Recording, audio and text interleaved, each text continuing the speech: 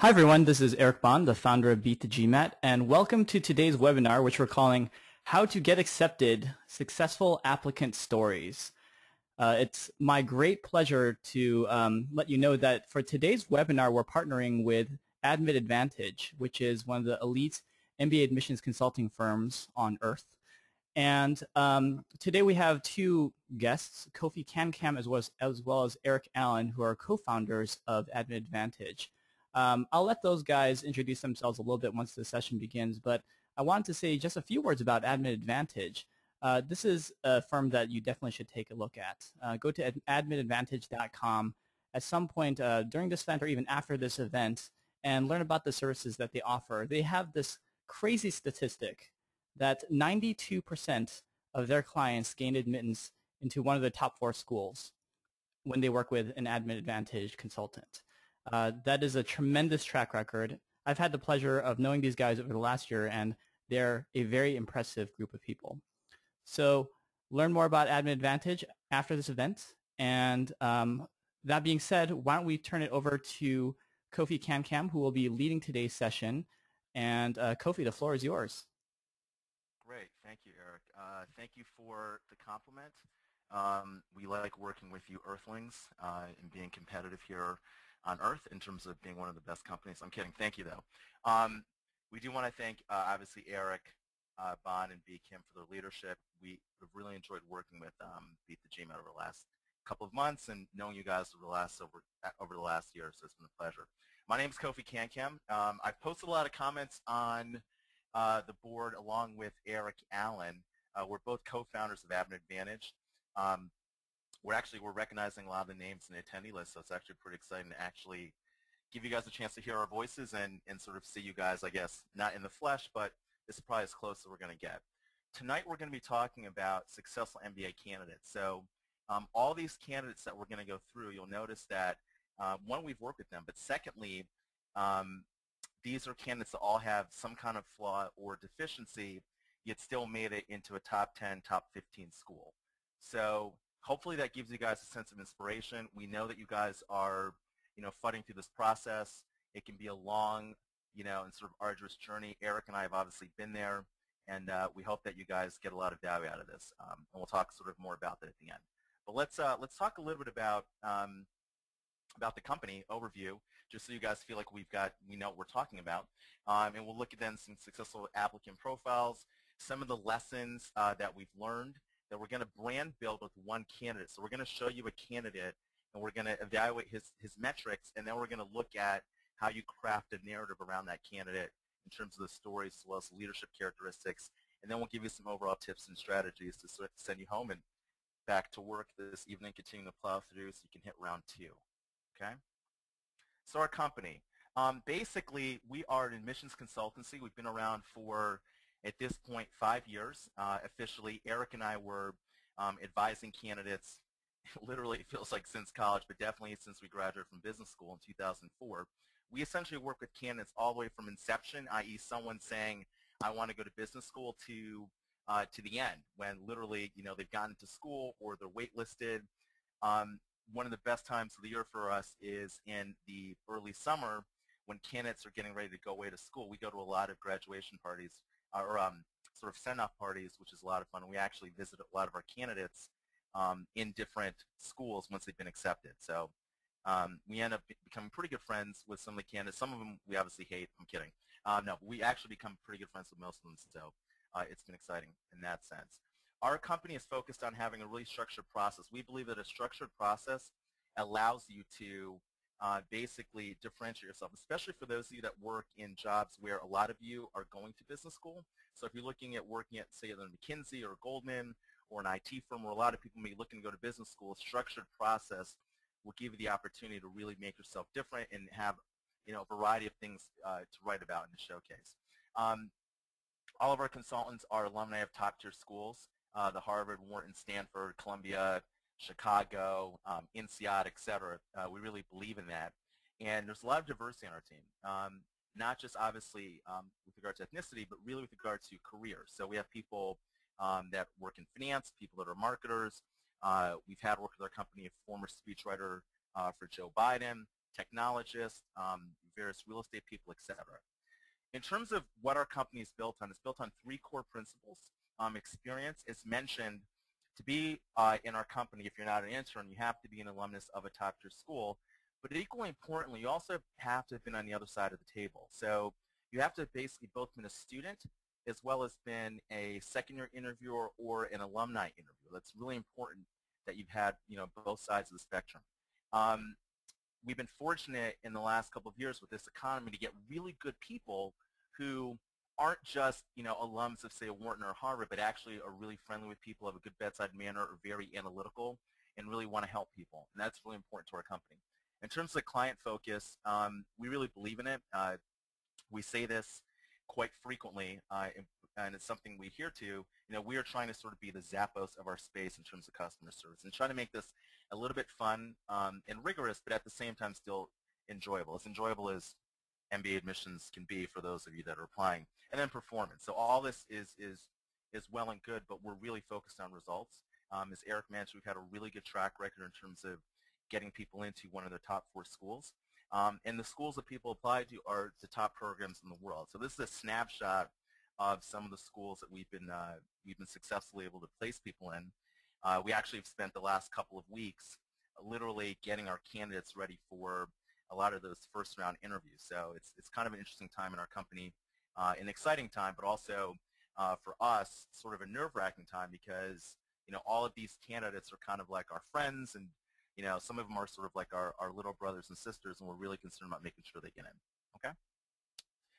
Interestingly enough, we all seem like clones. We're not, but we all have worked at Accenture. I'm not really sure how that happened, but Eric worked at Accenture, worked at GE Capital, was involved in software. At Wharton, he served as a student admissions rep.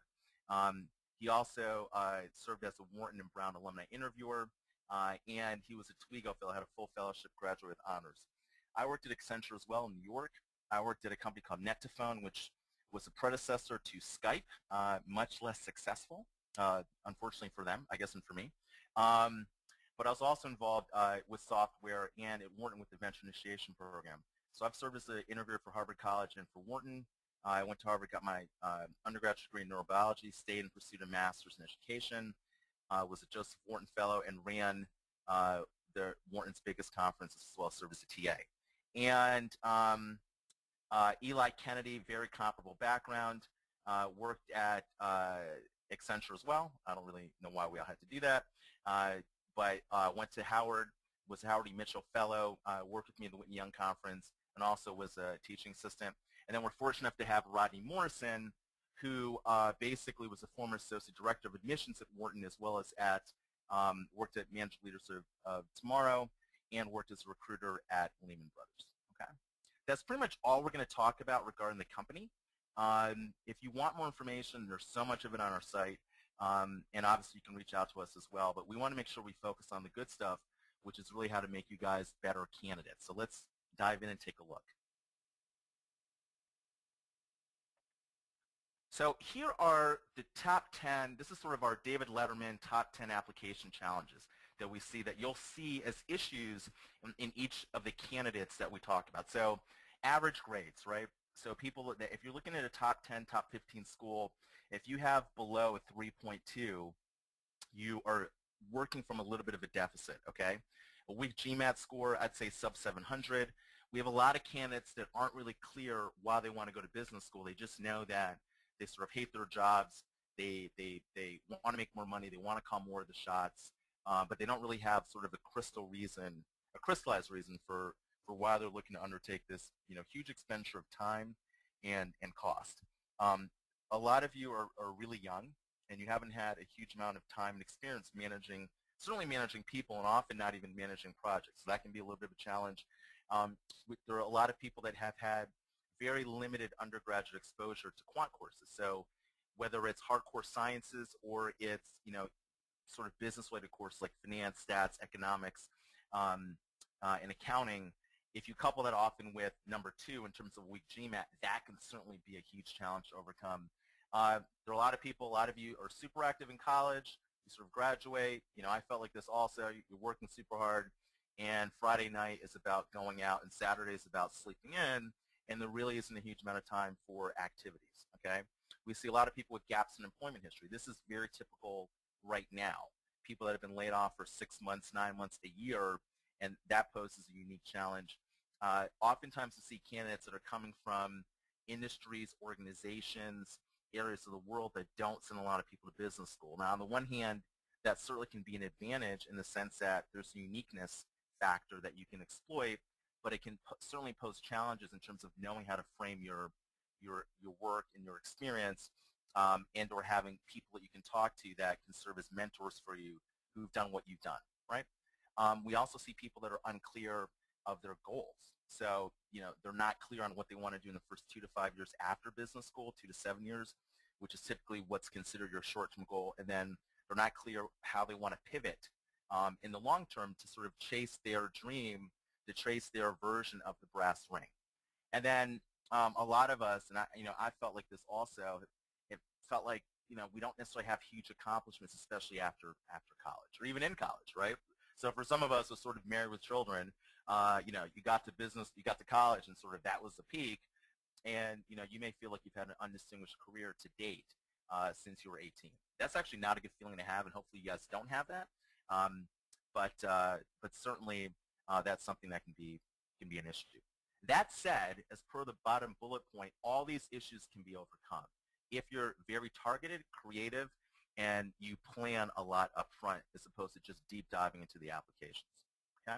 So let's look at a candidate. So our first candidate was a fashion planner with media aspirations. Okay? So she went to an Ivy League school. By the way, all of these people are real people, and that's part of the reason why we speak about them in terms of sort of a generality, not giving too many details, just in case they happen to be on this webinar. No, but all seriousness, we try to be really discreet with our candidates. So this is a general background. This is a real person. So she went to Ivy League school. She graduated about a 3.4, had a 690 GMAT. On campus, she was involved running a fashion conference. Surprise, surprise. It was involved in community service. Post-school, she worked in fashion for just under 5 years, and basically did planning, operations, forecasting, etc. So basically, this person worked at Barney's and Saks and was involved, very fashionable. She definitely dressed better than most of us, but didn't have a huge amount of sort of traditional business experience. In terms of her hobbies, she was into writing and music. And so one of the key things we picked up on was sort of this unique experience. She had worked in fashion, okay, so that's kind of unique. But she told us through the course of us sort of working through her background, through some templates and exercises, that she'd had an article published in a major newspaper, in the New York Times. Now, it wasn't an article published in the business section of the Times, but it's still an article nonetheless. And we knew that this was potentially something that we could hang our hat on. Short-term goal, she thought she wanted to do sort of media strategy. She was looking at like a News Corp type company, a Hulu type company. Long-term, she wasn't quite clear, but she knew she wanted to do something entrepreneurial, probably somewhere in media, okay? When we looked at her, here were some of the challenges we saw, and maybe some of the challenges that you guys see as well. One, she didn't have really strong exposure to quantitative courses, and frankly, her GMAT wasn't sort of jump off the page amazing to put away that concern, okay? She really wasn't clear why she wanted to go to business school, in the sense that her goals weren't as crystallized. When I said short-term goal media and marketing, that wasn't exactly where she was. When she came in, all she could say was, like, I kind of want to do media. I think I want to do marketing. I'm not exactly sure. We had to sort of shape her and say, okay, what are the sorts of companies you want to work for? What is it in your long term? But it was still very nebulous, especially in the context of having to write, 400 or 600 words about this and have limited real estate, okay? She hadn't managed anything, no people, and really, professionally, no people, and really no projects. And she hadn't had a huge amount of she didn't have a huge amount of analytical results that she could demonstrate, or things that she could say, look, I'm sort of an Excel monkey, I'm a beast, I can really do all this work. And that was definitely something that concerned us. In terms of the key points, in terms of what we focused on, so one, we said, okay, let's look at kind of generally the life you want to live, where you want to live, the kind of money you want to make, the kind of industry you want to be in, and let's try to find a job, a role, an industry that fits, and let's craft a long-term goal. Let's start there. So we really worked pretty hard with her to establish this path for the long-term goal, and then working backwards to the short-term goal, then working backwards to what she was going to study in business school and what school she was going to look at. And we use this to basically craft a really sort of cogent rationale for why getting an MBA made sense. Very important to do. Now, while she hadn't necessarily had a huge amount of business sort of leadership, one thing she did have was this article published, right, which I mentioned up here, okay? And what that meant was that gave us an asset that we could leverage to say this person is a fantastic communicator. There are very few business leaders that you guys respect, that we respect, who are not really strong communicators. And we basically use this article as a proxy to say, if this woman was capable of getting an article published in the New York Times, albeit it wasn't in the business section, that means that she's got to have some stuff. She's got to have a real strong skill set in order to communicate. And that was something we emphasized, because obviously a lot of these business school courses are about, case works, case discussions. There's a lot of communication outside of class. There's a lot of communication in clubs and organizations, et cetera. So this was certainly something that we thought was worth highlighting.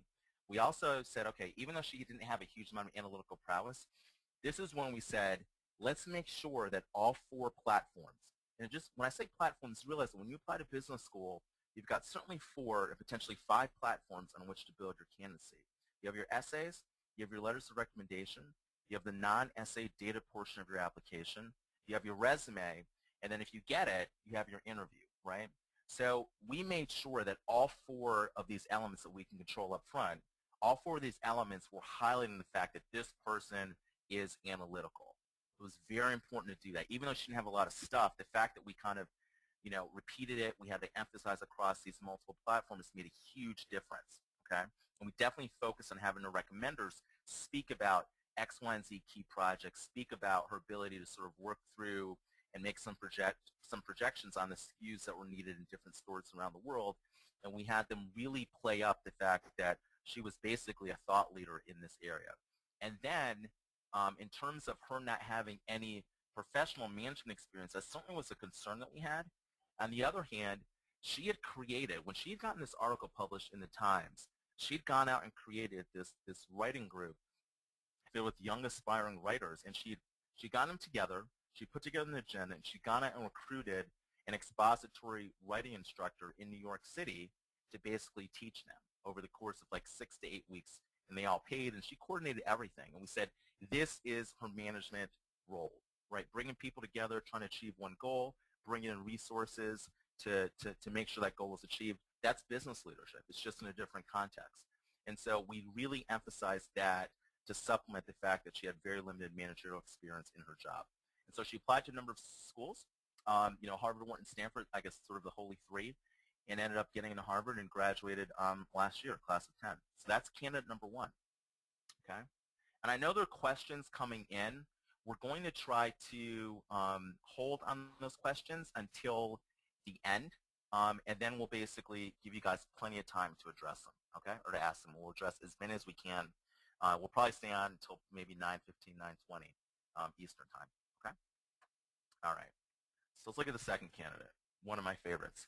So this guy was someone who worked in finance and basically had been out of finance and was trying to get back in after business school. When I say he was out of finance, that's kind of a euphemism for saying that he got laid off and didn't have a job, okay, when he came to us. So he'd gone to school in the Northeast in a state college, not super prominent. He'd done pretty well there. He had a 3.36, if I recall, and his GMAT was the 700. In college, he'd been involved in a pretty wild fraternity, kind of like old school. I guess he played Will Ferrell to a certain extent, but he had done a lot of service with that fraternity. As mentioned, he worked in finance. So he was when he came to us, he was about 28, 29 years old. Now, he'd worked in finance, but he'd been unemployed for 1.5 out of 7 years. That's a lot. Okay, he'd been laid off 2 times. That's a big deal. Okay. He did have very strong functional experience. He, was sort of your typical sort of investment banking, sort of quant jock, if you will, very strong. It also managed a couple of analysts. Okay. Now, hobbies, nothing super unique. He's, he was into sports, okay, big deal. He did some volunteerism, but he did speak 3 languages. And so we said, okay, this is something that is really important. This is something that shows he's worldly. We didn't really know exactly how we were going to work this into his application, but we knew up front that we were going to somehow build upon this, okay? He had basically also had this amazing, unique experience of basically going to Europe and helping to open an office in Berlin for his company. We thought this is something secondarily that it's related to the first, but it's also unique. He had some, decent community service. It basically volunteered in foreign countries. Really was sort of the foreign aspect. We thought this is something we can work. Okay, short-term goal, wanted to be sort of your stereotypical, banker or finance person going to school, wanted to go back to finance. Eventually wanted to run his own hedge fund, asset management fund. Okay, not a super unique goal in that day and age, and also this day and age, frankly. That was actually only a couple years ago. Okay, so here are the things that we saw that we had concerns about. One, his GMAT, although it was, was strong, was definitely below the mean for his target MBA programs. We were very concerned about the fact this guy came to us basically right around this time. It was basically the week after Thanksgiving. I think might have been, it was 2 years ago, okay? And he was trying to do 4 program applications. He actually came to us initially was trying to do 6, and we said, focus on 4. We'll try to do 3. Let's see if we can get 4 done, okay? He obviously had an issue with basically his work experience in terms of being unemployed for 1.5 years, most recently when he was actually working on his application. And frankly, even though he'd been unemployed, when he was working in finance, he kind of got into this habit where he was just so busy, he didn't have time to really do anything else. And unfortunately, that carried over. So even when he was unemployed, he's still spending a lot of time, watching old episodes of, I guess, of Cheers and the Cosby Show and so forth. So that was a little bit of a challenge for us, okay? In terms of the challenges, in terms of the strategies to address those challenges, we make sure that we focused on finding stories, experiences, and accomplishments which really highlighted, one, the fact he was very competitive and was going to be someone that would really compete and be able to succeed in his job. That was very important in terms of showing that, okay, he may have gotten laid off in working in finance, but he's still, even though he's going back into finance, he even when he was laid off, he was still able to compete. And this was someone that the business school admissions committee could feel comfortable, would have a very good chance of really being able to lock down that short-term job immediately after business school and then pivot to basically building his own asset management firm. Very important to do that. We really obviously highlighted his analytical skills just to make sure that that was locked. And then we showed he was exceptionally persistent. Very, very important for his professional goals, and also to try to make sure that we were negating some of the damage done by the fact that he was unemployed. Okay? We didn't want them thinking he just wasn't looking for a job, although for a lot of the time he wasn't looking for a job, to be totally candid with you. In terms of his multilingual skills and abilities and experiences, what we said was this makes him capable of being a translator in his class. I don't necessarily mean a literal translator, but I mean he would be someone, an American, he would be someone that would be able to bridge different gaps between students and basically be able to have a holistic 360-degree lens or viewpoint on how to attack business issues. Every admissions committee member thinks that is very valuable to have in their team, especially because, you guys hear sort of the tried and true, statement, Thomas Friedman, the world's becoming flatter, people are looking to work sort of, multinationally, globally, et cetera. Here was a guy who'd really done that, and he spoke multiple languages. And so we thought this is really an asset that's going to be unique. Most of his American counterparts who are competing against him, and make no mistake about this, you are competing against people. Most of the people he was competing against didn't have that, okay? Now, we tried to address the fact that he hadn't done a lot after school by saying, okay, he may not have done a lot after school, but in college, he was a beast. In college, he did so many activities, and we tried to say, these are the activities that he did in college, and this is a great proxy for what you're going to get from him in business school. And so we literally found the clubs and organizations that he was involved in university and translated those into business school clubs and organizations that he'd have an interest in leading. We made sure he did a lot of research on them, discovered like their gaps. So for example, there were, most schools have global immersion programs. He basically went through, looked at the global immersion programs and found countries that they hadn't gone to in Europe or cities or, different types of organizations and said, I'm going to be someone that's going to be able to basically introduce these kinds of cities, these kinds of countries, these kinds of speakers from these cities. I can organize a GIP trip that's going to have a foundation that will exist after I leave. Very important. And then, obviously, in terms of the short amount of time he had, we made sure we had a really rigorous calendar that literally told him, if you have 20 minutes a night, you're going to know exactly what you need to work on, okay? In every free time you have, when you're on the train, when you're on a bus, when you're in the back of your car, you're going to be working on something. We're going to organize it to the day, okay? So he applied to a number of schools and ended up basically going to Kellogg. And now he's working in finance. He's on his way. We'll see if he can get to his long-term goal, but he's been launched, and that's really the most important thing in our estimation, okay? This is definitely someone Eric and I actually know pretty well. We're actually pretty close to her. This was a woman who worked in technology who wanted to get back, go back home to the Middle East eventually, but she really felt like she needed an MBA in order to compete, and we think that she was right, okay? So she went to a major Middle Eastern university, majored in computer science, and even though it's an exceptionally rigorous major, she did not light it up academically. Her GPA was actually sub 3.0. Okay, and her GMAT was a 680. So she wasn't working with a lot of super strong assets initially.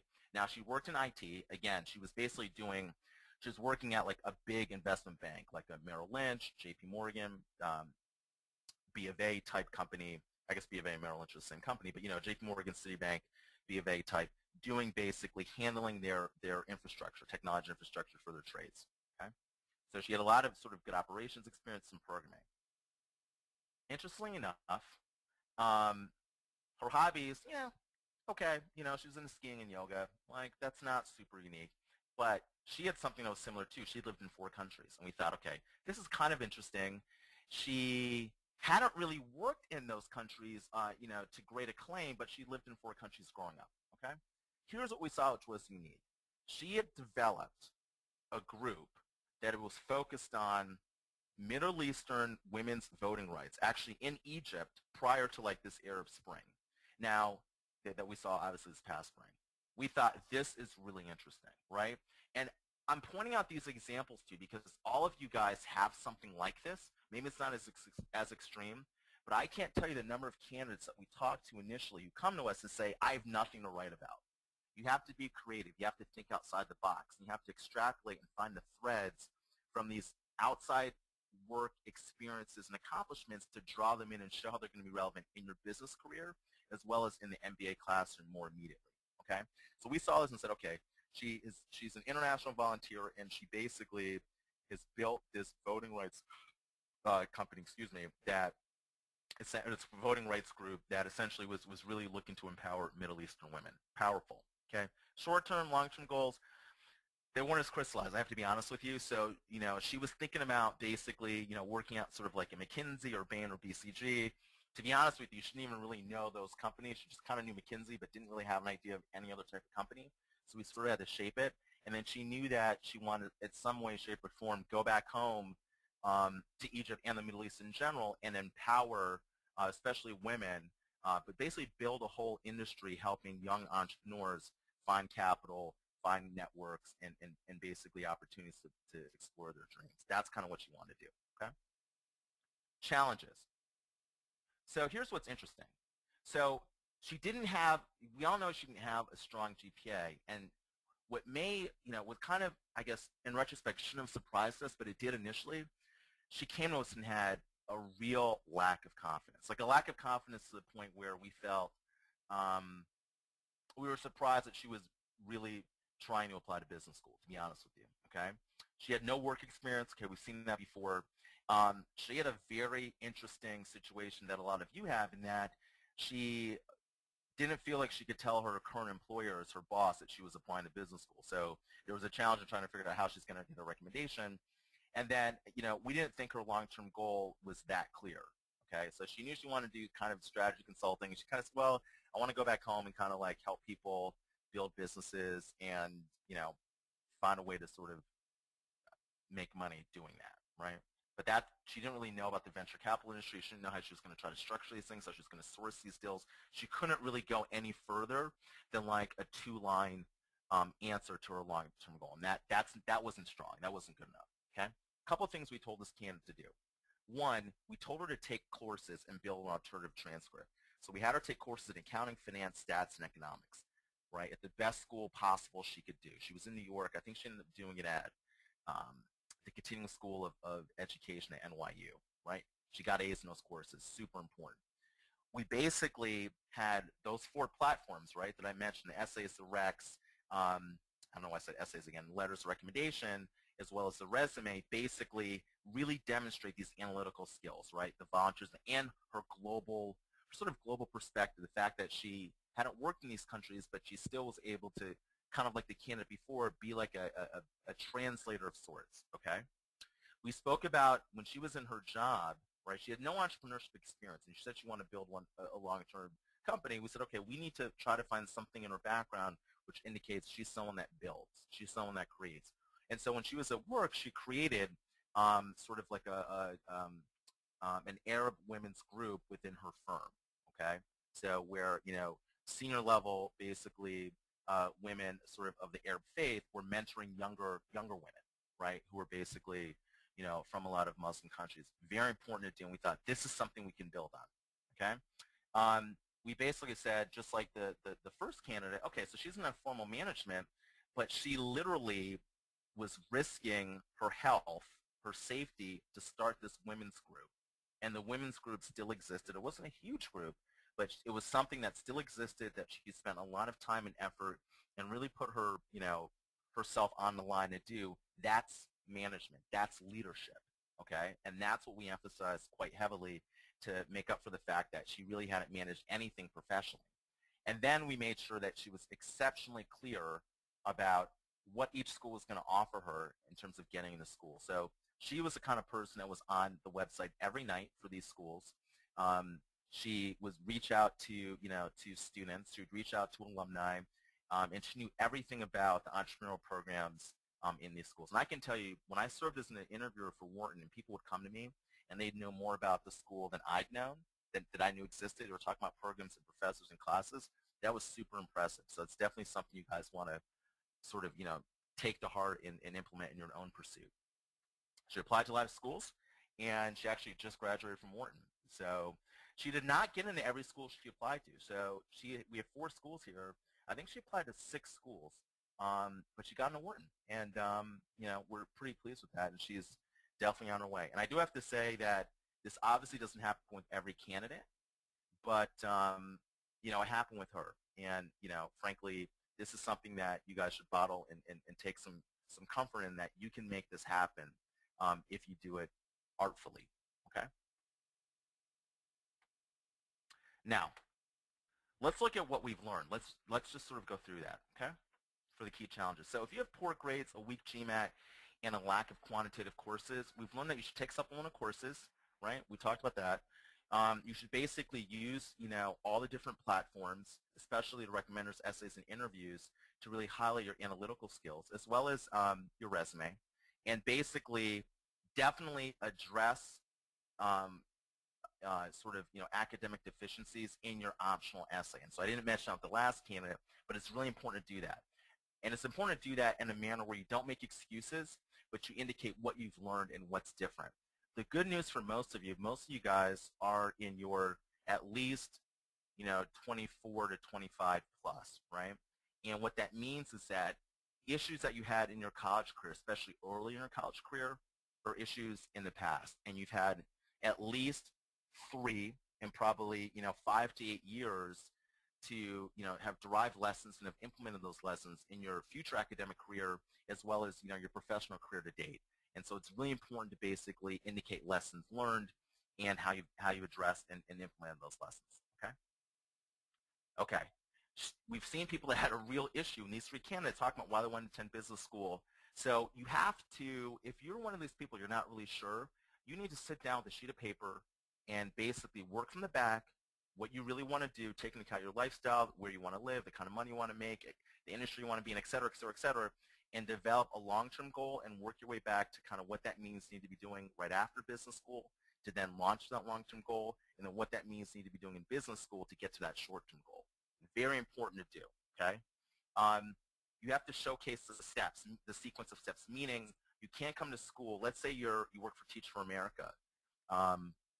You can't, we had a candidate like this actually a couple years ago. He came to us, he worked for Teach for America, and he made a decision that he wanted to move to Hong Kong and start a hedge fund. Guess what? The guy had never worked in finance. He did not speak, basically didn't speak any other language, I think, but English and Spanish, and really, had not majored in economics or finance or stats. He had no real basically platform to jump, and he was applying to top-tier schools. We kind of had to gently tell him, look, you may go to like a Harvard or Wharton or Stanford or Columbia.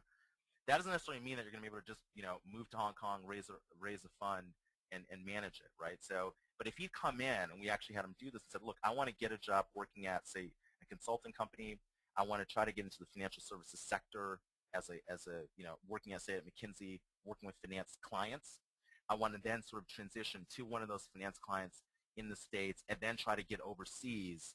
And then basically once I'm in the overseas office, make some connections, do really good work, and then basically raise money, i.e. do this over the course of maybe 6 to 10 years after I graduate from business school. That would have been much more plausible than saying, hey, I'm going to come, leave, and I'm going to be in Hong Kong like 2 days after graduation, and by the way, send me a check, right? It doesn't work like that. So it's really important to have a strong path, okay? It's also important to indicate the skills and lessons learned. So you guys remember that candidate, the first candidate we had that had worked in fashion, right? She was able to say, look, I've worked in fashion, but I've done analytical work. I've had leadership skills that are relevant for my job, just like the last candidate that basically got into Wharton that did sort of the women's suffrage. You have to find those skills. Military people on the line, you have to find those leadership skills, those communication skills in your line of work and extrapolate them and draw the thread to your future career, okay? And then those of you that are coming from industries way outside sort of the business world, it's really important to indicate what the catalyst was that pushed you to go to business school. Like, was it a seminal moment? Was it a year when you were doing something? Was it a project you worked on? It's really important to highlight that. That's a lesson learned. Gaps in employment history, right? Make sure that you basically show your use of time, productive use of time. If you're unemployed, you need to be doing something 20 plus hours a week that is, noteworthy. That doesn't mean, basically being number one on some sort of Xbox game, right? That's an accomplishment to a certain extent, right? But it's not a business school accomplishment that you can build on. You also want to indicate sort of the skill sets, right, that you've been building. So you're unemployed, be out doing something, and either be giving back to the community, leveraging your education, your skills for some community group. That group, by the way, doesn't have to be, sort of, an underprivileged or lower socioeconomic neighborhood in your city. That could be your alma mater. That could be, working in sort of a religious institution for those of you that are, of the faith. There are lots of things you can be doing that should be both helping other people potentially and as well as building your skills. And I say helping other people not because I'm a bleeding heart liberal, but I say that because most of the business schools think of themselves today as leadership training academies. They're not about making capitalists, right?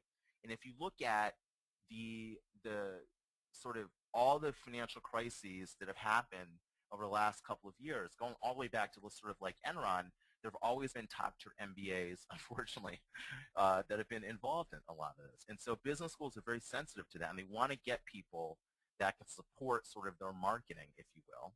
Just to be totally sort of candid and maybe a little bit cynical, they want people that can demonstrate that, hey, these are people that are going out, and maybe they're trying to make real money, but they're also trying to do good and trying to serve. And the more you can emphasize that you're about that, the better chance you have of getting into school, okay? We saw people that didn't have professional management. I think we sort of beat that horse. They found other things to do, non-work opportunities, okay? Those of you that don't have those non-work opportunities, at least have an understanding of what makes a good manager. So you may not have managed, but if you haven't managed and you've worked, you certainly have an idea and a perspective on what it means to be a good manager, right? Because you've seen either a good manager or a bad manager, and you have a view on that. Come with a view, okay? And lastly, lack of accomplishment. So what I would say is think of a variety of leaders that you respect across various domains, right? military, government, business, etc. Okay? Find common traits they have and see if you can find those traits within yourself, in your background. So things like being innovative, being a great communicator, being able to make decisions, limited information, um, being persevering, being civically or community-minded. Those are things that you find in great leaders. Find those things in yourself. Find the stories, experiences, and accomplishments which support that. Okay? And if you can't do it on your own and you're not working with a company like ours, talk to your friends and your family members and say, what is it about me you think is interesting and dynamic or that shows that I am X? And you'd be surprised what people can come up with. Okay? And find these stories, find these traits, and find the stories that highlight the traits. Very important. Show, don't tell. Don't tell them you're innovative. Show them you're innovative. Okay? Show and tell is not just for kids. All right. So let's look at one candidate here. And I know you've got, let me look at some questions at this point, see if there's anything that's relevant. I think we'll get to those questions at the end because I think they're very specific to people's candidacy. I want to get to them. I want to go through one more candidate. We'll brand build, and then basically we'll look at sort of what made him special, and then we'll sort of get to questions. Okay? So let's look at this guy. This guy was a project manager seeking foreign entrepreneurship. Okay? Again, not lighting it up academically. He had a 277, 276, something like that. Had a 640 GMAT, all right? Had started a club, basically, which still exists. We thought, okay, this is interesting. And the club was a club that basically helped people from underprivileged backgrounds, incoming students into college, basically helped them adapt and survive. They didn't go to great high schools, but they got into school to help them basically, cope and thrive in school because he'd really struggled when he got there, i.e. look at his GPA, right? Done manufacturing, not a very well-known industry, not a very well-known company to most people. Had some interesting functional experience, okay? He was born overseas. Okay, that's fine, right?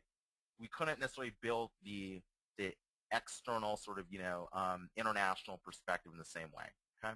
He'd mentored a lot of people. He thought, that's interesting. He had a lot of mentoring, including this program that he started. Okay, short-term goals, surprise, surprise, want to do financial services, long-term running a private equity in Latin America. Not super unique, right? A lot of people do that. Okay, challenges, obviously his GMAT, very well below the mean, okay? He had a lot of commitments which are drawing him in different directions. His writing skills were certainly not as strong as his verbal communication, i.e. his writing was terrible, to be totally honest with you, okay? He didn't really know how he could make the switch into finance, so he had a 2.7 from a liberal arts college. A college was not a standout college, okay? It wasn't a Brown University. That's for you, Eric Allen. It wasn't a, Harvard or a school like that. It was kind of a big state school in the Northeast, okay? He didn't really know if he could make that switch, and he also had a non-traditional work experience, and he hadn't managed anybody, okay? So a couple things. We focus on critical stories. We've talked about this.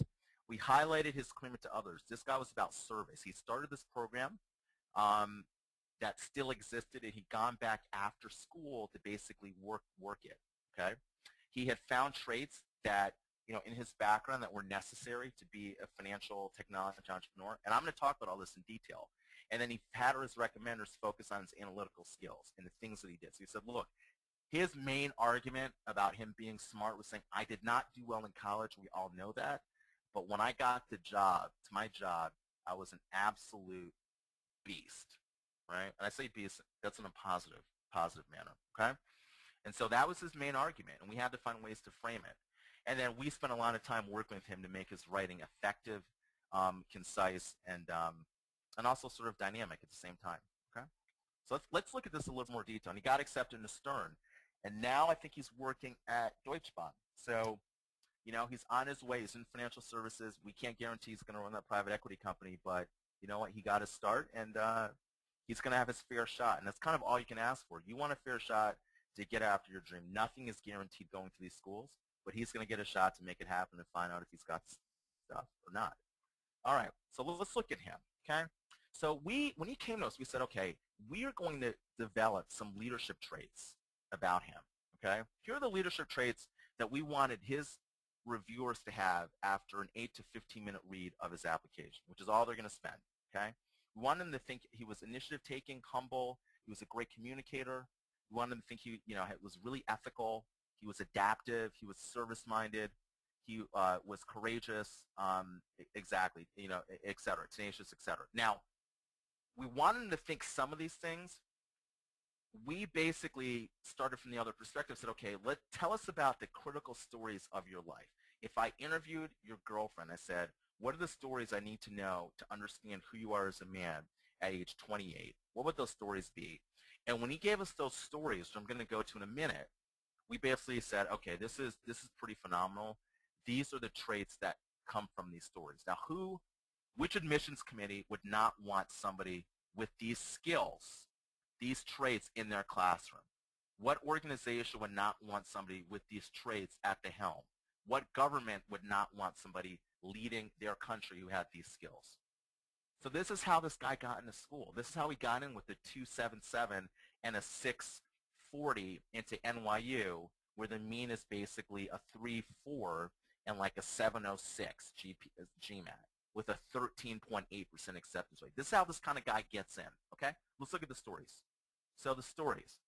One, we said we're going to find 3 critical stories that basically demonstrate the brand. So here they are, okay? He had created this alumni ambassador program I talked to you about. He came into school, he got just decimated, okay? And he said, I'm not going to let this happen to the next person that comes in that comes from my background, right? A poor Latin American family. And so he created this program, brought professors and brought upperclassmen, had them mentor and be involved, and trace basically students all the way through. What did this demonstrate about him? It showed that he was initiative taking, right? You see this trait. He had the initiative to help students. It showed that he was interested in more than just himself. He had a community service sort of disposition, and it showed that he was persevering because not only did this guy work on this program while he was in school, but he would go back to his school. Every year he'd go back for a conference or for some kind of meeting and basically be involved as a chairman emeritus. Very, very important because it highlighted these traits. There's something called the deal, and I'm not going to get into all the details. I want to get to questions, but essentially he was involved in a transaction where a bunch of his competitors were colluding to get low contracts, and that's illegal. And they basically, there were 7 of them. They would sort of go bid on a contract, and they'd say, okay, Harry, you're going to get this contract. I'll get the next one. So, Harry, you're going to get this contract by the other 6 of us bidding a really high rate, and you're going to bid, sort of a semi-high rate, but not as high as ours. And you're going to get it because you're going to be the lowest bidder, right? And so they split all these projects up. Well, guess who didn't agree to do this? Our guy. And he basically lost, because he was a sales guy, he lost over $30,000 in his own sort of compensation. He wasn't making $800,000 a year. He was making like 55, 60. It was the big chunk, okay? It put his job in jeopardy because he wasn't going to hit his targets. But what did that demonstrate? For us, it was awesome, right? Because it gave us an ability to say, this guy is super ethical. This guy has very good judgment to basically not follow other people who are older than him and more experienced and conceivably know better than him. And it shows he's courageous, right? We are literally just ticking off all these traits. We're just ticking off, and we're filling up this box with a bunch of feel-good adjectives to describe this person. And this is what you need to do for yourself in order to get in. And this is kind of what we specialize in doing, frankly, okay? And he also developed this writing course. He didn't get a promotion because they told him his writing was terrible. He took courses, okay? He went out and took courses on his own nickel to become a better writer. Not only did he do that, but when he took those courses and he felt like it had really improved him and he got promoted, he went to his company and said, I'm going to write a grant proposal so that every one of my other analysts, my colleagues, can get this kind of coursework and not have to pay for it. So he wrote this proposal, and his company gave to this program over $250,000 to this writing proposal, to this writing program. This was an amazing accomplishment. One, it showed he was team building, right? He was not interested in just himself. He said, I'm going to make this company better. I'm going to make my peers better, and I'm not just going to have an unfair advantage over people. Tremendous. It shows he was humble, right? He went out and took this writing course, and they knew he was going to take it. Other people knew he was taking this course. That's very humbling, okay?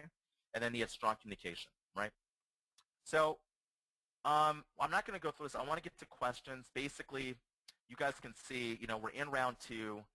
Do not apply in round 3. That's basically all I have to say about this.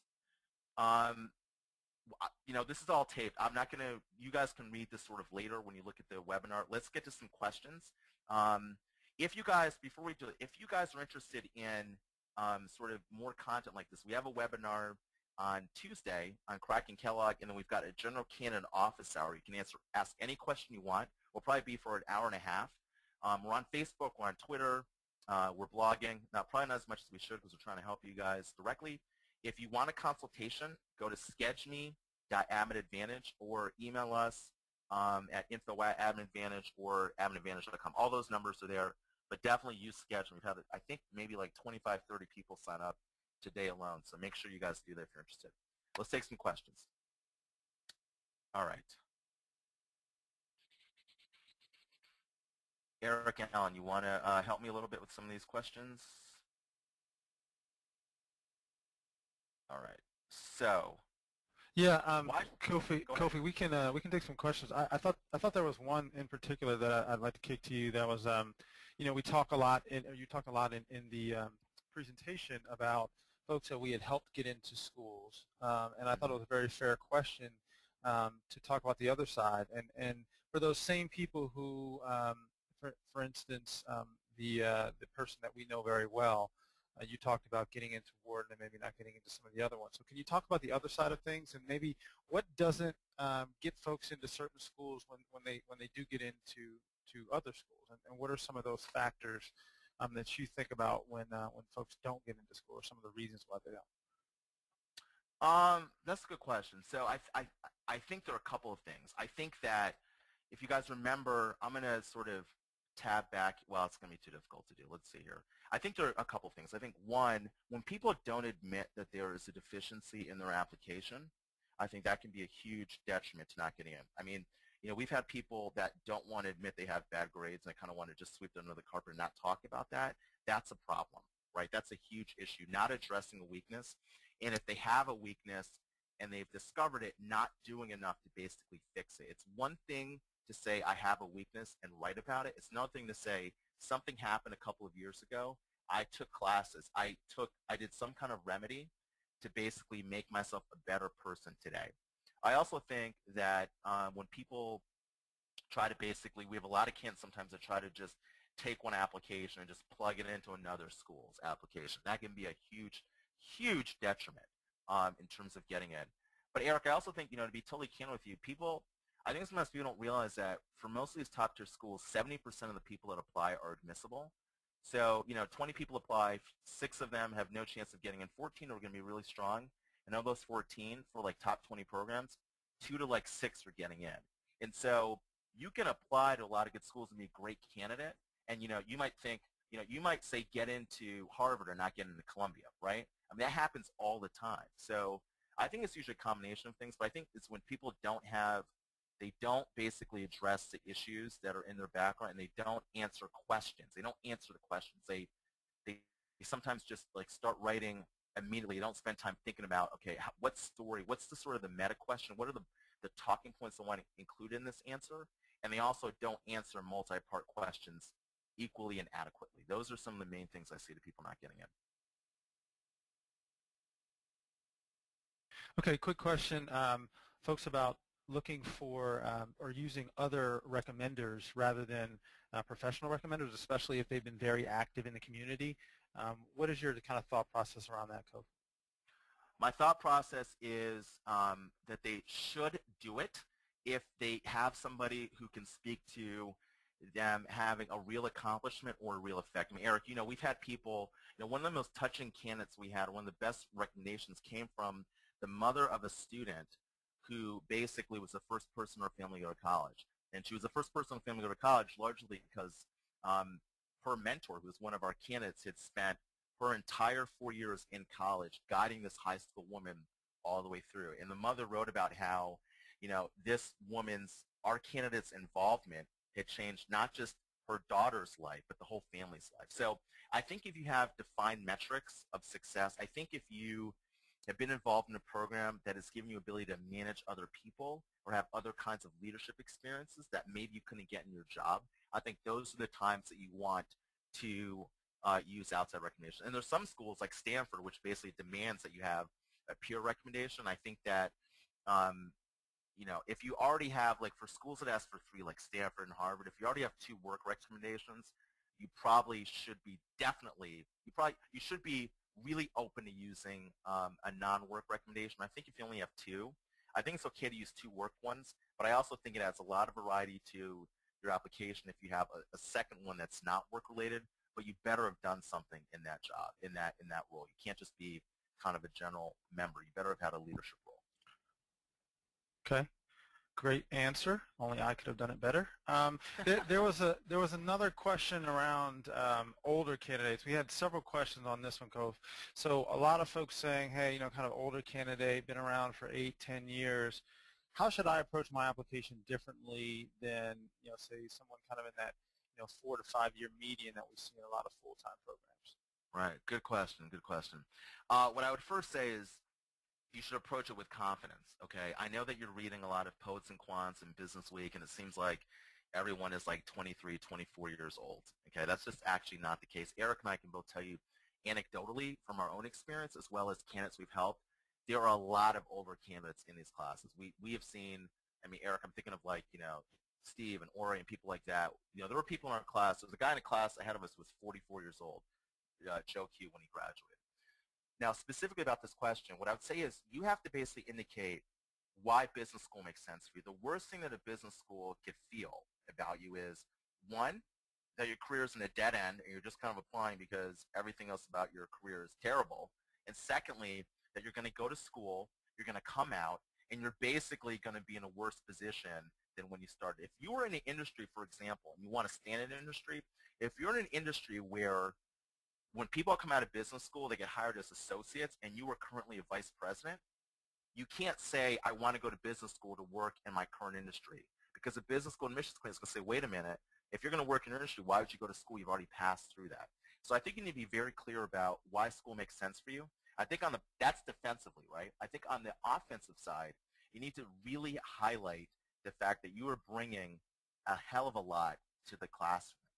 Right? You're bringing a lot of experience, a lot of real-life situations that you can leverage, a lot of contacts and just sort of maturity that younger candidates in your class can leverage. But I also think at a certain age and a certain experience level, you need to think about potentially looking at maybe an exec MBA program, right? Or maybe a part-time program.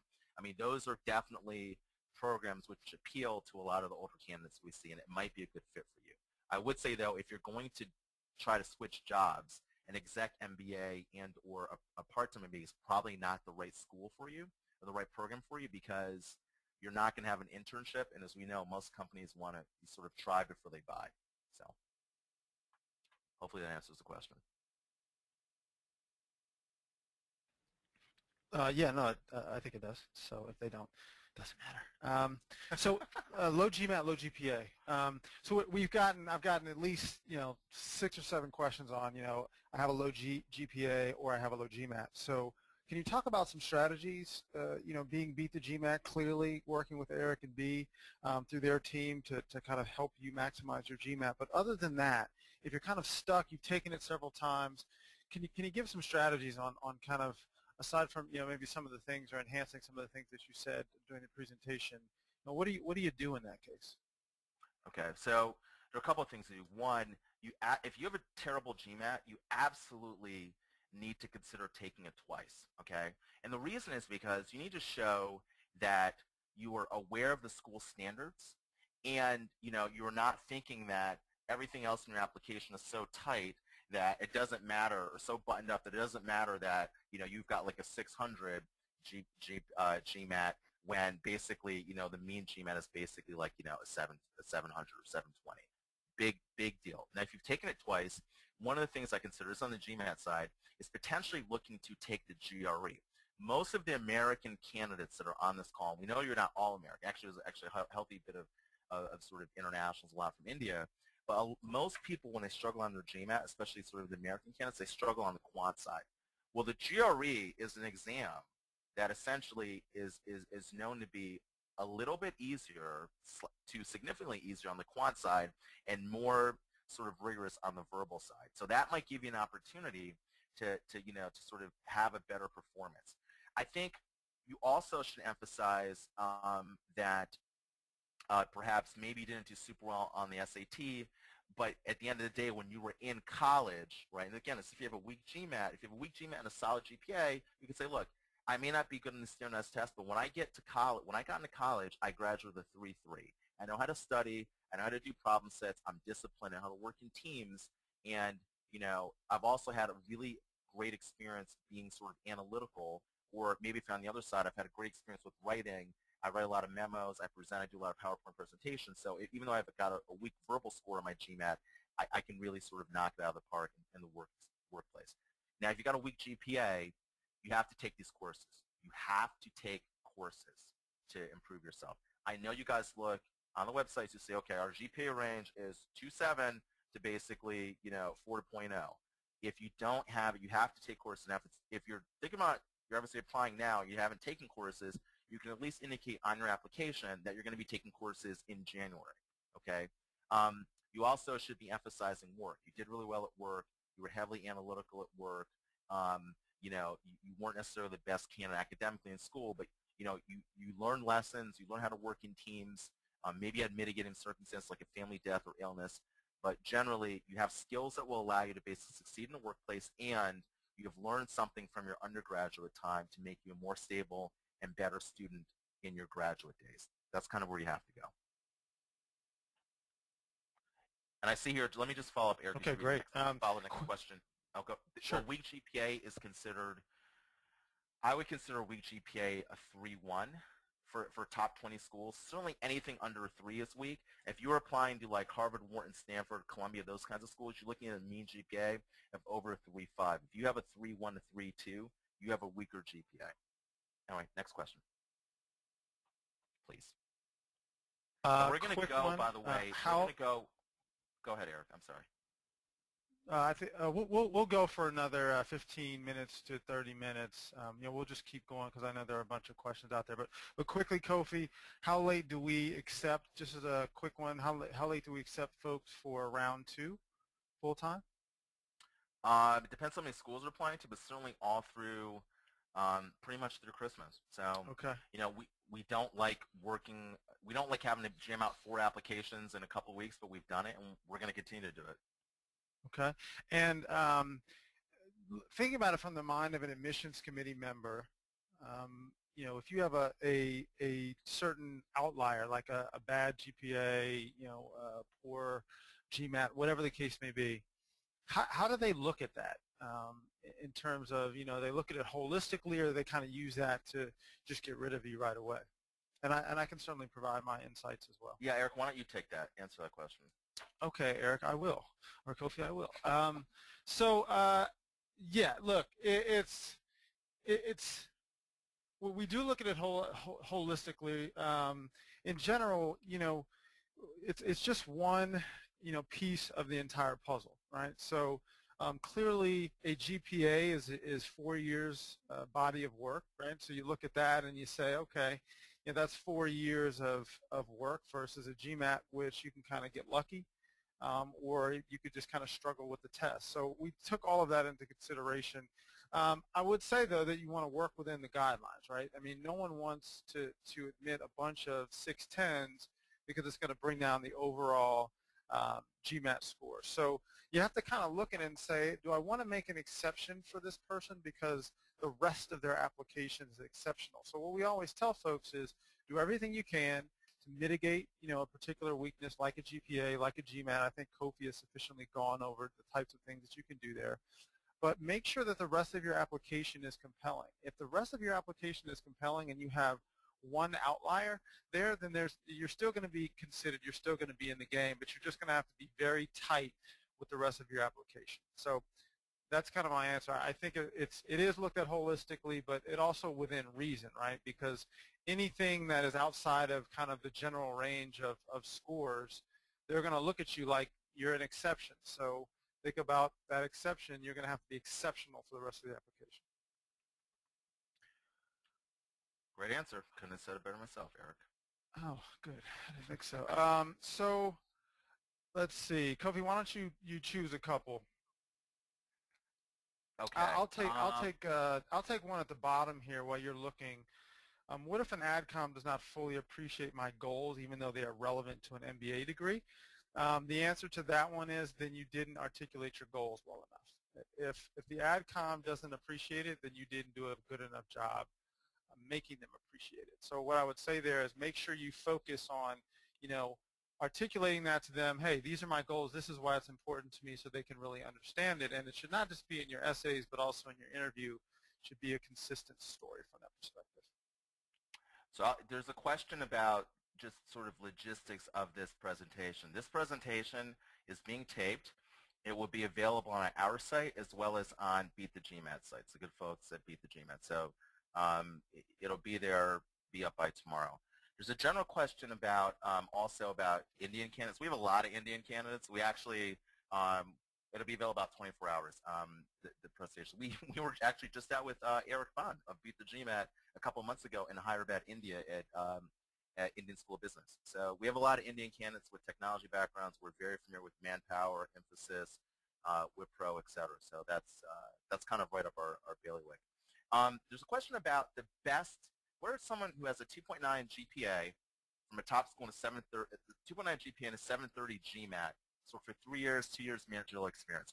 I think that this kind of falls within sort of what you've been talking about. If you have a 2.9 GPA, you got to take some courses. If you're applying to a top 20 school, you are literally at least 0.4 to 0.7 below the mean. That is a challenge. That is an issue. 730 GMAT is certainly something you can build on, but you could just be like a test-taking savant, right? You could be Dustin Hoffman and Raymond, great with tests. That's the old reference, got them old. But what I'd say to you is, you need to take courses. You need to emphasize sort of what you've done well in your job, et cetera. I think we've kind of talked about that a little bit. It's going to be a challenge for you, but it certainly is doable. Eric, let's see. There's a question about who is the ideal candidate to apply in the third round? I would say, let me give an idea. President Obama? Exactly. I mean, all jokes aside. Maybe not so much anymore, right? Right, not so much right now. He won't get anywhere. No, what I would say to you is that, to give you an example of the two people I know, and this is not a joke, the two people I know in our class at Wharton who got in round 3, one was America's #1 ranked miler, Steve Holman, who literally went to 2 Olympic Games and was, I think he won a gold at the Goodwill Games, was a captain of the U.S. track team. Great runner, obviously. And the second was someone, I think he was a Ranger or a SEAL. Eric, the guy in cohort B, I can't remember what his name is. So it's really tricky. You have to understand, in round 3, there were literally, for most of these top tier schools, less than 10% of the total seats are available in round 3. So you really don't want to do that unless you have to. Eric, there is a question about recommendations. So basically, we have a person that's saying that her recommenders kind of don't really understand the competitive nature of the business school process. And, she has some concern about how does she make sure that her recommendations are up to snuff, fit with the rest of her application, and really kind of praise her enough where she looks like, she's the second coming of Jack Welch or somebody like that. What can she do to manage her recommendations? Well, first of all, it's a good question, and I think the approach is absolutely right. It's all about managing your recommendations. I think one of the areas that people underestimate is the power of your recommenders. In fact, when we were at Stanford, Eric may remember this. We were talking to admissions folks at Stanford, and one of the things that stood out to me was when asked, what was kind of the most important section within the application, and they said, recommenders, because it provides kind of a third-party evaluation of the candidate. So that being said, in order to be as successful as possible, you need to make sure your recommenders are prepared. So even if they don't have a business perspective, they haven't been to business school themselves, perhaps you're in a science field or some other field where they're not used to it, you can prepare them. When we work with our candidates, we actually have them write out an email, kind of outlining their reasons for business school, the schools they're applying to, the things they want them to focus on, highlighting their strengths, If there's a perceived weakness, for instance, many of you have mentioned tonight, I don't have an analytical or quantitative background. How do I get around that? Well, one way to do that is maybe if there's some analytical or quantitative aspect of your job that clearly wasn't part of your educational background, having them highlight, hey, this person is great analytically. One of my top people, in doing X, Y, or Z that is a perceived weakness. So you definitely want to prepare your recommenders, kind of help them help you by telling them the types of things that you want them to highlight. Eric, there's a question about, and I'll sort of take this, does it really matter who your recommenders are? Like, should you ask your manager or should you ask like a VP or, a CEO? You want to ask somebody who can write you a great recommendation. So, my feeling, maybe this is controversial, is that you clearly would want the most senior person in your company to write your recommendation. However, only if that person knows your background, knows what you did. Your recommendations are not clean sheet recommendations. They are not sitting down and writing, a 3-page opus about what a great candidate. They have to answer specific questions: how you responded to feedback, how you rank, according to peers in the group. So most of the time, for most of you, that is going to be your direct boss. Okay, if you work in a startup and you happen to know the CEO, but you also work with the VP. If the CEO is close to you and it's better to have the CEO, but it's much better generally or always, it's always better to take someone who can really write about your development as opposed to just going for the big shot, business card like, Mark Zuckerberg, I'm CEO blank, right? You want to go for someone who knows your background. That's not going to hurt you in terms of getting into school at all. We've got a stud on the line here, KM, who's a former D1 athlete, and he's basically asking, he's a real stud. He's an All-American who went to Olympic trials while in college, and he's saying, does being a former Division I athlete demonstrate skills Atticom's looking for? My response would be yes, but you need to bring that home. You can't say I'm a Division I athlete, like what? You know what I mean? Like, here I am. Love me. You basically have to indicate what that means. High degree of discipline, ability to multitask, someone who can basically do well under exceptional periods of duress and stress, someone who can work well with others, especially if you're like in a team game. Those are the kinds of things you have to emphasize. You have to emphasize those things and then say, this is why it's relevant in business school. You've got to draw that link, that thread. You've got to pull that through. You can't just like give your resume or send in running tape. I'm joking, but you can't send in tapes of you hooping. Basically say this should be enough. It's funny. There's a woman right now, I believe at Wharton, who runs the Whitney Young Conference, or she ran it last year actually, and she played basketball at Stanford. So, and I think she was pretty good. She's definitely very tall. So, it definitely can help you, but you have to pull that third thing. You still have to do pretty well academically. You're not going to get in with like a 2.2 with a great 45 introvert. That's not going to cut it.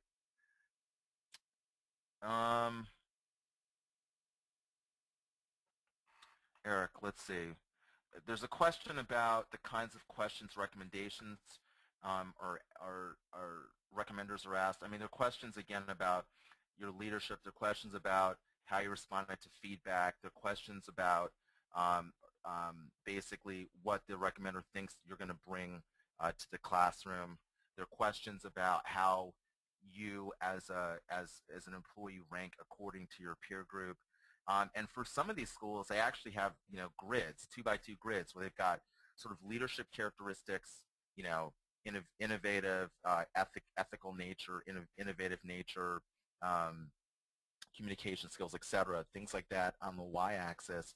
And across the x, they have top 1%, top 5%, top 10%, top 25, and so forth. And it's sort of like a 2x2 matrix. Suffice it to say, you better have pretty much everything in the top 10%, and hopefully, a lot of them in the top 5% in order to be competitive. Eric, any questions? Let's see here. The question, do we have MBA degrees? Yes, we are Wharton MBA's class of '04. Eric went to Brown University for college. I went to Harvard College for my undergraduate degree. Okay. So I think there's been a lot of questions on kind of how to incorporate your community piece to it. So, you may not be strong in certain areas, but you have a lot of community experience and impact. And should you even apply? I would say absolutely, because folks, the admissions committee can only take so many bankers. It can only take so many consultants. But someone who may have a differentiated background, who may not be as strong as we mentioned, in the GMAT, GPA area, but has something else to bring to the table, has significantly made a significant impact on the community side, on the volunteer front, may have a differentiated background in that respect.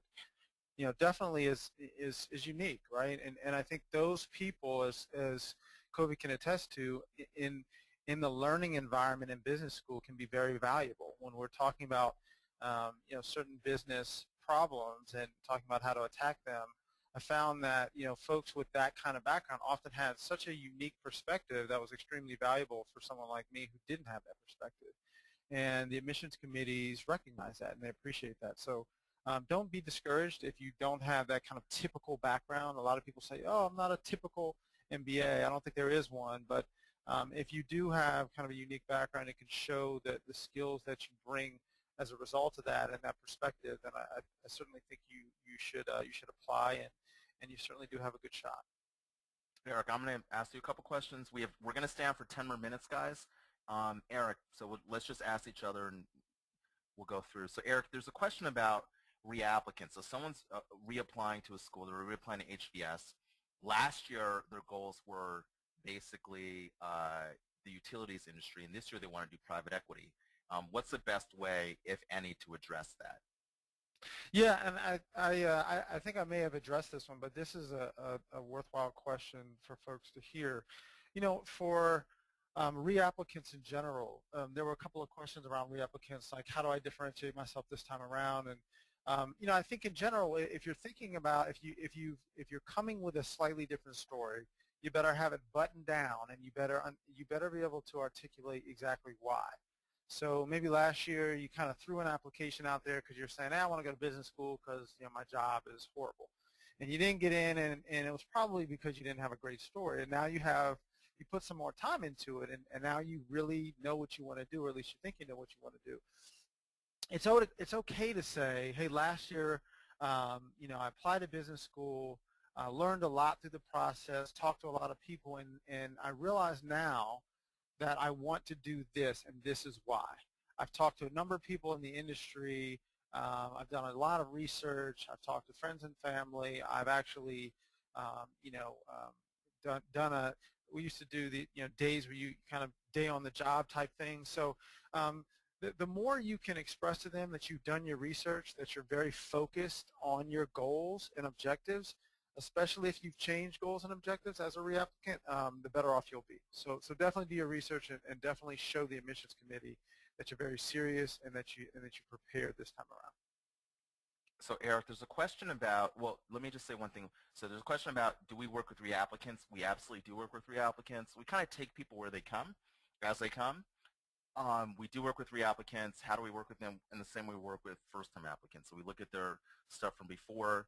We their previous application. We try to make sure that the applications are not so different in terms of their goals. If they do have goals, as Eric mentioned, have shifted, we try to make sure there's some kind of catalyst. But reapplicants are welcome as well. Eric, a question.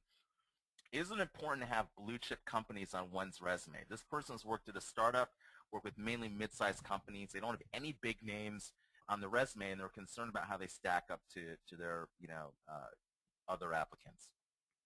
No, put simply, no. But it is more important for you to really kind of identify exactly what you did. I think that the people that do well coming out of smaller to mid-sized companies are the ones that can really articulate exactly what they did, because a lot of times when you work for a small company, you're kind of a jack of all trades. You do some marketing, you do some sales, You even do some finance at times. So being able to speak to, and that's an advantage, by the way, in some respects. So being able to speak to that and really show them, hey, I was kind of like a mini CEO. You know, I had a company of 12 people, and I did X, Y, and Z, and I made this particular impact. Be specific about what you did.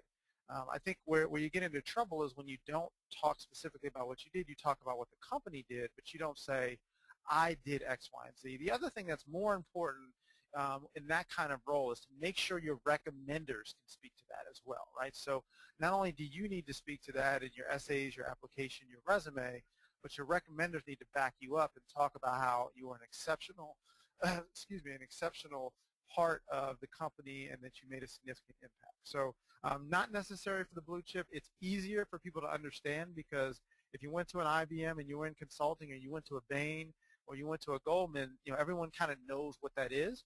But I think it's a great opportunity for you to be able to explain exactly what you did and potentially talk about a greater impact than if you went to a much larger organization. Excellent. So, and that also applies to working in a family company. We've had one or two questions about that. Same concept. Startup, family company, show results, show achievement. It doesn't matter. As Eric mentioned before, you can only take so many people from McKinsey and Goldman and so forth. And frankly, there are a lot more people applying from those schools than applying from small companies. And I was a guy, yes, I did go to a really prominent undergraduate school, but I worked at a startup. I only worked at Accenture for a year, and I had a number of years of startup experience. So I wouldn't worry about that too much. Let's see here. So does it matter that I took the GMAT the first time like a couple of years ago and I took it now? You know, I took the first one a couple of years ago, now I'm taking it now. Will that make a difference? Absolutely no. You're not going to have to justify that at all. Eric, if I'm working part-time in a job that does not pertain to what I want from an MBA right now, should I still include it in my resume? So basically, if someone is unemployed, which I think some people are on here, and they're doing stuff which isn't really sort of long-term oriented, how should they, and should they include that in their application and in the resume? You know, it's a case by case. I hate to answer a question like that, but it really is. The challenge, as you probably know, is that if you don't include it, it kind of leaves a hole. But if if you do, it can kind of speak to maybe not a clear background. I generally tend to think that you should include it if there was work and it was meaningful work, even if it wasn't necessarily in line with what you want to do or what you have done in the past.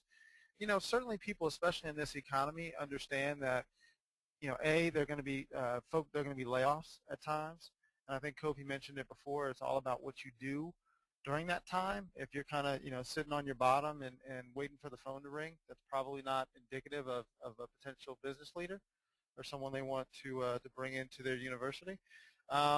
But if it's maybe you had to take a quote unquote lesser job, so that's okay too. Talk about what you did while you were in the job. It's all about being the best street sweeper you can be. And whatever job it is, being the best that you can be and making an impact in that role.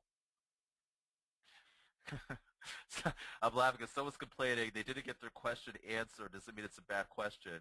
No, we just have so many questions coming in here, and we're trying to sort of not do quite as many of the here's my personal profile. You guys, we can talk about that in SketchMe's. I'm going to go back and answer that one, Kofi. Just for you, Ramya. Yes, Ramya, retype your question in, so we'll try to get to it. We'll take one in the interim, retype yours in, and we'll get to that.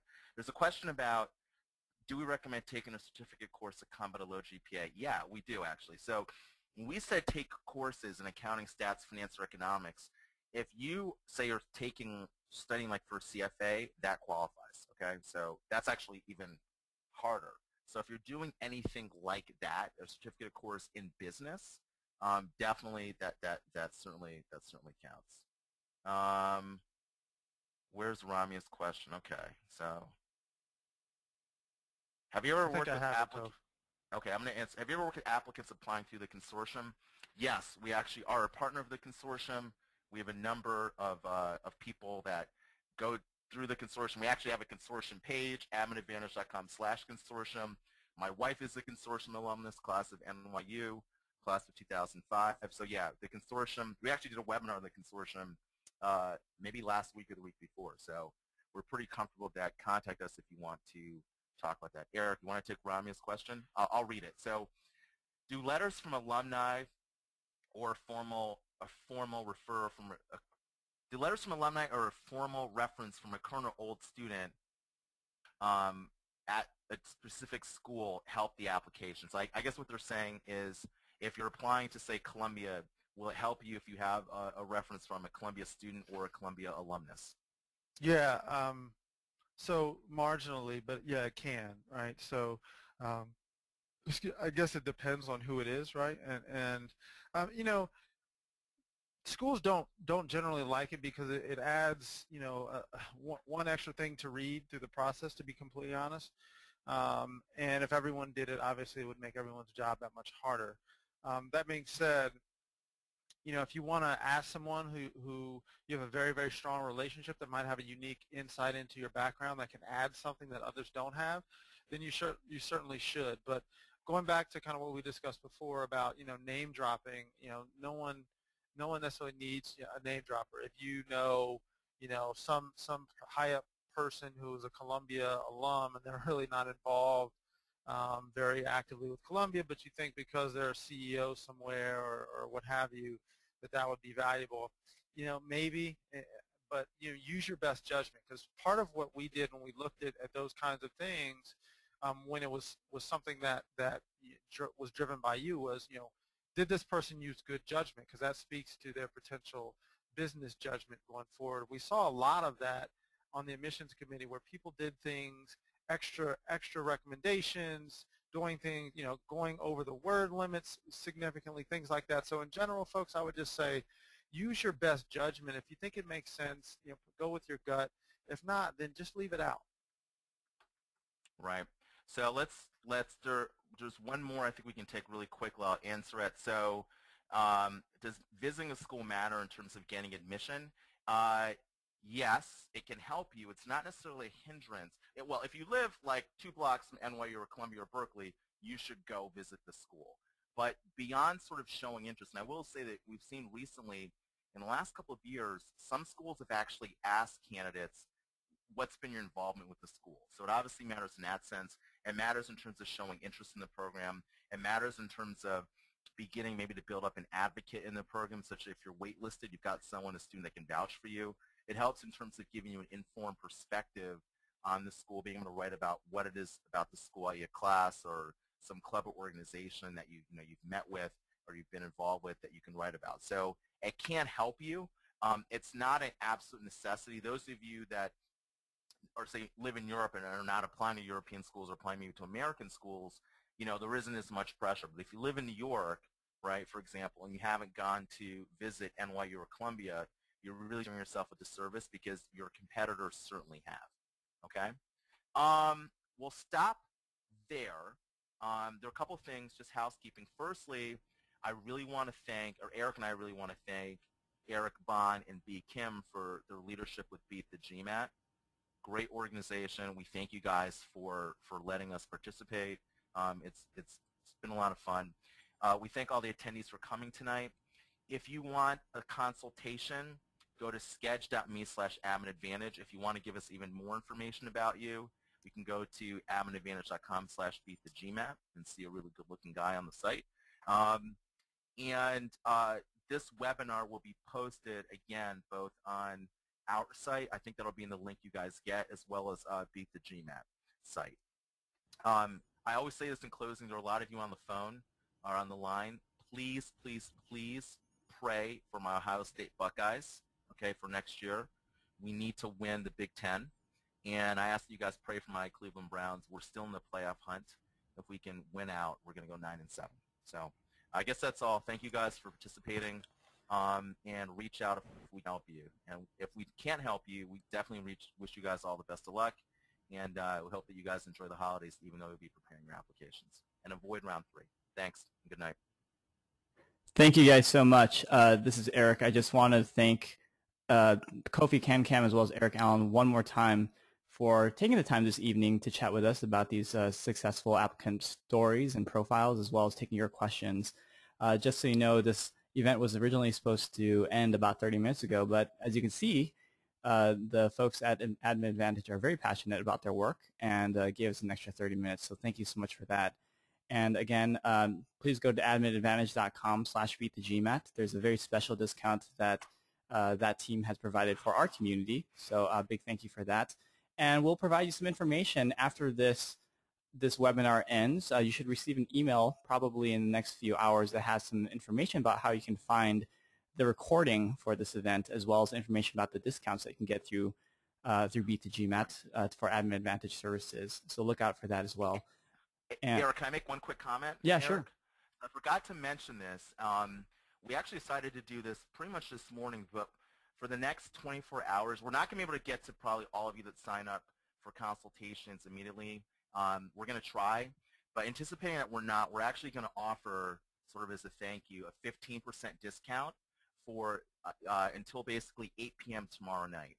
So Wow. That discount code is 1910 on our website. That will be in effect until 8 p.m. tomorrow night, and then afterwards we'll have the 10% discount in effect until December 15th. But that's kind of our holiday gift for you guys. So. And let's hope Kofi lives through the holiday for offering 15%. Hopefully he will live through to the next webinar. But it's our holiday gift to you. So. Great. Well, thank you guys so much for the early presents. And I'll just also reciprocate to Kofi specifically that as someone who grew up in Michigan, I'm very offended by your Ohio State comments. But because you guys had put on such a great event, I'll let them pass just for tonight. So, thank you. I appreciate that. Thank you. Thank you, guys. So thank you again to Kofi and Eric, and thanks to all the attendees who came today. I appreciate it, and we'll talk to you soon.